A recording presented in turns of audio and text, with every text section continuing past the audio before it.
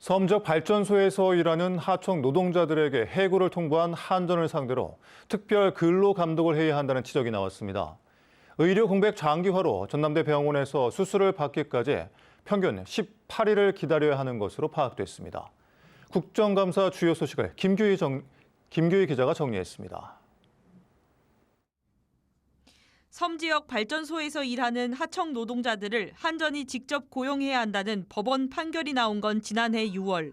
하지만 한전은 이를 받아들이지 않고 하청 노동자 184명에게 지난 8월 해고를 통보했습니다.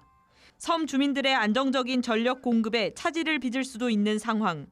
그런데도 한전을 감시해야 하는 고용노동청이 정작 손 놓고 있다는 지적이 제기됐습니다. 늑장 행정에 대해서 지금 지적하는 겁니다. 수년 동안, 길게는 수십 년 동안 불법 파견 상태로 방치됐고 법원 판결도 이미 1년 전에 나왔고 상당한 논란이 있어요. 노동 행정 자체가 지금 멈춰 있는 겁니다. 의료 공백 장기화로 수술 대기 일수가 해마다 늘고 있는 상황도 확인됐습니다.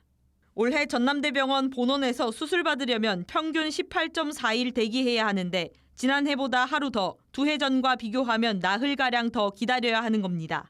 더 큰 인명피해로 이어지는 일이 없도록 의료 전달 체계 개선이 시급하다는 주장이 잇따랐습니다. 또 이상기후 여파로 녹조 발생이 느는데도 이를 막기 위한 정부 예산은 대폭 삭감된 것으로 나타났습니다.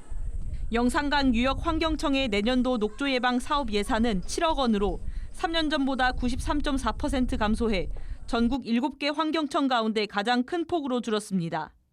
매년 녹조 발생 빈도랑 그 발생량이 많아지고 있고 앞으로 이제 이거는 뭐 세계적인 추세라고 유엔에서도 얘기했고 지금 뭐 우리도 그럴 가능성이 농후한 거 아닙니까? 그런데 예산이 줄었다.